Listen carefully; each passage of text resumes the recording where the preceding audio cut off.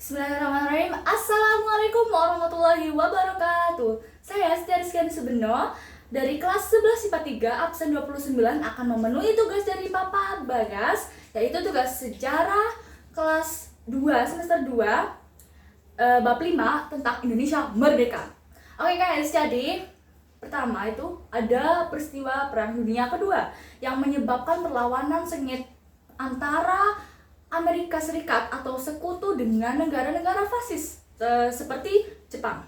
Jadi Amerika Serikat itu menginginkan Perang Dunia Kedua segera berakhir dengan mengirimkan pesawat yang membawa bom yang akan dijatuhkan di atas kota Hiroshima pada tanggal 6 Agustus 1945 di Jepang dan tanggal 9 Agustus 1945 di atas kota Nagasaki. Karena hal tersebut, Jepang mau nggak mau, walaupun terasa pahit, harus menyerah kepada sekutu karena sudah jelas sekutu atau Amerika Serikat sangat jago di bidang persenjataan. Nah, bangsa Indonesia ternyata pada kondisi seperti itu juga sedang melawan sekutu. Akhirnya Jepang ini juga ingin melawan sekutu dengan membantu bangsa Indonesia. Taktiknya seperti itu guys, yaitu memberi janji kemerdekaan pada tanggal 7 September 1945 kepada Indonesia. Akhirnya dibentuklah PPKI sebagai terusan dari PPUPKI untuk mempersiapkan kemerdekaan Indonesia. Ceritanya seperti itu. Tetapi ternyata seperti ini guys ceritanya. Nah, setelah Jepang menyerah kepada sekutu, golongan pemuda itu sebenarnya tuh sudah mengetahui hal tersebut melalui apa? Melalui berita dari radio. Walaupun ada radio yang sudah disegel di Jepang, tapi BBC London itu bisa ditangkap beritanya oleh golongan pemuda dari Indonesia untuk mendengarkan berita atau informasi dari luar negeri. Nah, golongan pemuda berpikir bahwa ini adalah kesempatan besar bagi bangsa Indonesia untuk memperjuangkan kemerdekaannya. Akhirnya golongan pemuda mendesak golongan tua, khususnya Bapak Soekarno dan Bapak Muhammad Hatta. Tetapi Bapak Soekarno tidak menginginkan hal itu segera dilakukan. Harus ada perundingan terlebih dahulu dengan anggota-anggota PPKI. Tetapi golongan pemuda tidak ingin ada campur tangan dari Jepang, harus dengan kekuatan bangsa Indonesia tersendiri. Nah, tetapi itu benar-benar gagal untuk membujuk Bapak Soekarno. Akhirnya golongan pemuda mempunyai ide untuk mengasingkan terlebih dahulu Bapak Soekarno dan Muhammad Hatta ke Rengas Dengklok yang sangat terpencil wilayahnya agar jauh dari pengaruh Jepang. Nah, sampai di sana padahal tuh Bapak Soekarno sebelumnya sudah meminta Bapak Ahmad Soebardjo untuk mengadakan sidang di PPKI. Sidang PPKI ya, iya, itu tanggal 16 Agustus 1945 guys. Nah, karena beliau sedang diasingkan, pastinya tidak hadir kan. Ahmad Soebardjo itu bingung kenapa tidak hadir. Ternyata mendapat kabar bahwa Bapak Soekarno dan Muhammad Hatta sedang diasingkan ke Rengas Dengklok. Akhirnya Ahmad Soebardjo datang ke Rengas Dengklok untuk menjenguk Bapak Soekarno dan Muhammad Hatta dan akhirnya berhasil membawa kembali ke Jakarta. Saat kembali ke Jakarta menuju rumah Laksamana Maeda dan diantarkan oleh Laksamana Maeda menuju salah satu rumah salah satu anggota dari Jepang lah, istilahnya pihak Jepang gitu. Untuk apa? Untuk merundingkan kemerdekaan Indonesia dengan pihak Jepang. Tetapi ternyata tidak ada solusi, tidak ada pengaruh apapun dari Jepang untuk kita, malah justru Jepang menghambat usaha kita. Akhirnya balik lagi tuh ke rumah Laksamana Maeda untuk merumuskan teks proklamasi sendiri dengan kekuatan bangsa Indonesia sendiri guys. Di sana ada Bapak Ahmad Soebardjo, Insinyur Soekarno dan Muhammad Hatta yang akan merumuskan teks proklamasi. Disaksikan oleh golongan pemuda, banyak sekali guys. Nah, setelah rumuskan ya teks proklamasinya, Soekarni mengusulkan agar tanda tangannya itu Bapak Soekarno dan Bapak Muhammad Hatta saja. Yang lainnya, yang selebihnya sebagai wakil bangsa Indonesia atau atas nama bangsa Indonesia. Lalu diketik ulang oleh Sayuti Melik teks proklamasinya. Nah, akan hal tersebut pastinya kita bangga dong. akan menyatakan kemerdekaan. Tetapi sebelumnya kita harus menyebarluaskan berita dan teks proklamasi ke seluruh masyarakat Indonesia, terutama ke masyarakat yang jauh dari wilayah Jakarta. Karena apa? Karena sulit untuk meyakinkan bahwa Indonesia itu akan menyatakan merdeka dan akan merdeka, guys. Nah, akhirnya tercapailah itu tanggal 17 Agustus 1945 jam 10 tepat di rumah Bapak Soekarno, Jalan Pegangsaan Timur nomor 56 Jakarta untuk dibacakan teks proklamasi. Acaranya yang pertama, upacara pastinya pembacaan teks proklamasi oleh Bapak Soekarno. Yang kedua, pengibaran bendera merah putih oleh Latif Hindraningrat, Latif dan Suhud. Ya. Terus itu benderanya dijahit oleh Ibu Fatmawati. Yang ketiga, sambutan dari Bapak Suwiryo, yaitu wali kota Jakarta pada waktu itu. Setelah semuanya berjalan dengan lancar, Bapak Soekarno dan Muhammad Hatta ini mendapat ucapan selamat dari berbagai pihak, ya, karena hebat sudah memperjuangkan kemerdekaan Indonesia pada waktu itu. Tetapi waktu itu tuh sempat ada orang Inggris dan orang Belanda yang bersinggah ke Indonesia, terutama di Surabaya di Hotel Yamato. Dan tiba-tiba ada orang iseng, guys, menaruh bendera di atas atap Hotel Yamato, tapi benderanya itu bendera Belanda, bukan bendera Indonesia. Dan ternyata ada salah satu tokoh perjuangan bangsa Indonesia itu tuh melihat gitu dan marah. Kenapa yang dikibarkan itu bendera Belanda? Kan bangsa Indonesia sudah merdeka tuh. Nah, akhirnya secara diam-diam naik tuh ke atas atap Hotel Yamato untuk merobek bendera Belanda. Merobek ini warna birunya sehingga hanya bendera merah dan putih seperti bendera Indonesia. Nah, walaupun Indonesia sudah menyatakan merdeka, tetapi belum utuh, belum sepenuhnya negara Indonesia. Kenapa? Karena belum ada pengakuan dari negara lain. Itu yang terpenting. Dan yang terpenting lainnya adalah belum ada struktur pemerintahan yang jelas. Terus terutama undang-undang dasarnya. Terus ada ini, guys, struktur seperti pemerintahan, peraturan hukum lainnya atau peraturan lainnya lah ya, kabinet-kabinetnya atau departemennya atau pembagian wilayahnya itu belum. Nah, akhirnya tanggal 18 Agustus 1945 diadakan sidang PPKI yang pertama yang bertujuan untuk membahas, terus menyepakati atau menindaklanjuti dan mengesahkan undang-undang dasar. Sebelumnya ada isu bahwa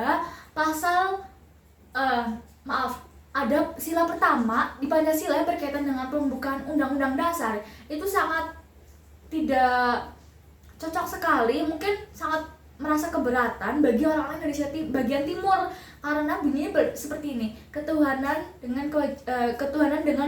kewajiban menjalankan syariat Islam bagi pemeluk-pemeluknya. Sedangkan orang Indonesia bagian timur mereka memeluk agama selain Islam seperti Kristen Protestan atau Katolik. Nah, akhirnya Bapak Muhammad Hatta memikirkan hal tersebut dan akhirnya menggantilah menjadi kalimat ketuhanan yang Maha Esa. Setelah itu sidang pada hari itu juga, guys, juga diadakan membahas masalah pemilihan presiden dan wakil presiden. Nah, ada syaratnya, asalkan sebelumnya harus disahkan terlebih dahulu pasal 3 dari aturan peralihan yang menandai bahwa pertama kali presiden dan wakil presiden ditunjuk oleh PPKI. Lalu Bapak Soekarno itu yang ditunjuk sebagai Bapak Presiden pertama kali di Indonesia, wakilnya Bapak Muhammad Hatta. Lalu beliau menunjuk 9 orang atau sebagai panitia kecil untuk membahas masalah pembagian wilayah di Indonesia dan menunjuk Ahmad Subarjo untuk membahas juga untuk melakukan pembagian departemen-departemen di wilayah Indonesia. Dan pada tanggal 19 Agustus 1945 hasil kerja panitia kecil tersebut disampaikan. Ternyata ada 8 provinsi dan 12 departemen. Nah, lalu pada setelah sidang tersebut diadakan pembentukan badan-badan negara seperti KNIP, Komite Nasional Indonesia Pusat. KNIP pertamanya itu hanya sebagai pembantu presiden, terus sebagai wadah pemusatan kehendak rakyat, terus yang pengobar semangat mengambil kekuasaan dari Jepang gitu-gitu. Tetapi diharapkan lebih dari minimal seperti tugasnya MPR atau DPR perannya gitu, walaupun ini sementara. Nah, lalu setelah pembentukan badan-badan negara, dibentuklah kabinet-kabinet. Kabinet tersebut namanya kabinet presidensial karena bertanggung jawab dengan presiden yang diketuai oleh Bapak Insinyur Soekarno sendiri. Setelah pembentukan kabinet, dibentuklah partai politik. Dibentuklah juga Partai Nasional Indonesia. Tetapi BPKNIP mengusulkan agar dibentuk lagi partai-partai yang lain gitu. Seperti mungkin munculnya partai Masyumi, terus PKI atau partai-partai lainnya selain PNI. Setelah dibentuknya partai politik, lahirlah Tentara Nasional Indonesia karena mengingat Indonesia wilayahnya sangat luas. Ya, pasti ada orang yang mudah masuk, selundupan, masuk akan merusak bangsa Indonesia mungkin. Untuk mencegah hal itu, akhirnya dibentuklah suatu pertahanan, dan dibentuklah Badan Keamanan Rakyat. Lalu Tentara Keamanan Rakyat, dan akhirnya hingga sekarang Tentara Nasional Indonesia yang untuk mengamankan wilayah Indonesia. Nah, jadi seperti itu guys. Rangkaian cerita Indonesia Merdeka itu seperti apa. Sekarang saya akan membahas tentang peran-peran tokoh-tokoh yang berkecimpung pada persiapan kemerdekaan Indonesia pada waktu itu ya. Yang pertama itu ada Bapak Soekarno. Beliau lahir di Surabaya tanggal 6 Juni 1901. Beliau wafat pada tanggal 21 Juni 1920 di Blitar. Beliau sangat berperan aktif memperjuangkan kemerdekaan Indonesia. Beliau itu aktif dulu itu sebagai ketua Cuo Sangiin, terus ketua PPKI juga, terus menjadi anggota BPU PKI. Pokoknya aktif banget dari sejak beliau menjadi mahasiswa di Bandung. Nah, beliau juga disebut sebagai Bapak Proklamator karena beliaulah yang membacakan teks proklamasi. Lalu ada Bapak Muhammad Hatta. Bapak Muhammad Hatta ini menjadi dui tunggal dengan Bapak Soekarno-Hatta, seperti tidak mau berpisah guys, karena suka menjadi pemimpin dan wakilnya gitu. Jadi sama-sama mengikuti organisasi atau gabungan yang lainnya, misalnya kayak PPKI, BPU PKI, terus pernah menjadi ketua PI atau Perhimpunan Indonesia di negeri Belanda guys, Bapak Muhammad Hatta ini. Dan beliau juga aktif dalam perumusan teks proklamasi. Nah, beliau juga disebut sebagai pahlawan proklamator karena beliau juga membantu Bapak Insinyur Soekarno dalam perumusan teks proklamasi. Lalu selanjutnya ada Ahmad Subarjo. Nah, Ahmad Subarjo ini sangat berperan aktif memberi andil besar pada perumusan teks proklamasi tersebut juga. Dan Bapak ini, Ahmad Subarjo itu tuh benar-benar mempertaruhkan nyawanya demi kemerdekaan Indonesia guys. Itulah yang perlu diteladani, rela berkorban bagi bangsa dan negara. Nah, selanjutnya setelah Ahmad Subarjo itu ada Sukarni, ada Bapak Sukarni. Bapak Sukarni ini yang mengusulkan agar tanda tangannya itu hanya Bapak Soekarno dan Bapak Muhammad Hatta saja, selebihnya selebihnya hanya sebagai wakil-wakil dari bangsa Indonesia atau atas nama bangsa Indonesia di dalam teks proklamasi seperti itu.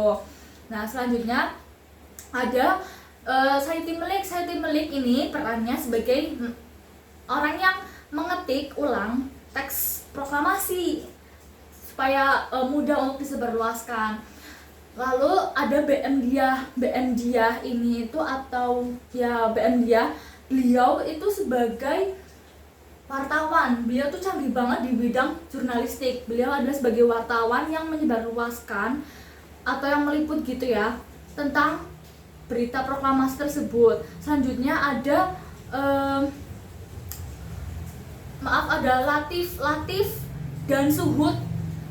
Mereka itu yang mengibarkan bendera merah putih saat upacara proklamasi kemerdekaan. Hebat sekali guys, walaupun sangat gugup ya, sangat ya gimana sih, kayak bener-bener senang banget akan menyatakan kemerdekaan. Akhirnya tuh tidak sempat mencari besi untuk menggantungkan bendera merah putih. Akhirnya hanya menggunakan bambu seperjuangan itu kan guys. Nah mereka itu bener-bener kayak hebat banget gitu loh, memperjuangkan bangsa Indonesia dan mengibarkan bendera merah putih.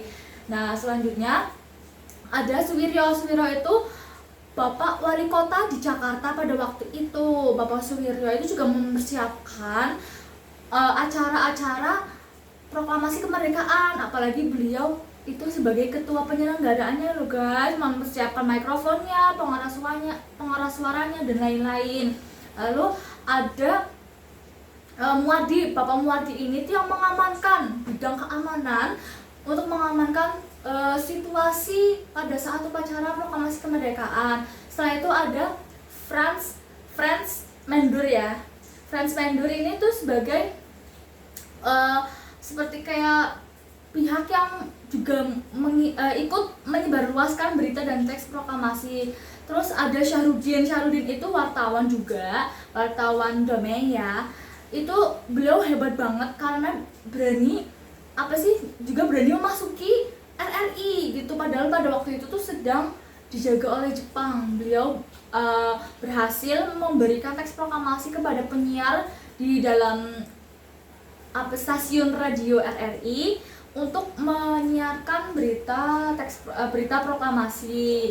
Nah itu hebat banget sih. Dan selanjutnya tuh ada Bapak Wus dan Yusuf Rono di Puro. Beliau itu merupakan penyiar radio yang sangat berani, yang sangat hebat.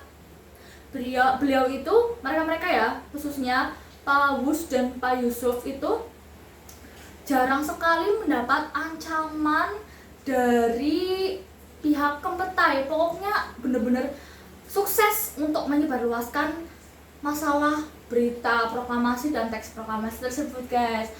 Oke, jadi sekian semua tentang serangkaian cerita tentang Indonesia merdeka ya, prosesnya seperti apa, dan kita harus meneladani semua tokoh-tokoh yang berkecimpung di proklamasi berkecimpung di kemerdekaan Indonesia. Prosesnya ya, perjuangannya itu benar-benar kita sungguh-sungguh sangat hebat dan luar biasa pada waktu itu. Mereka berani mempertaruhkan nyawa mereka.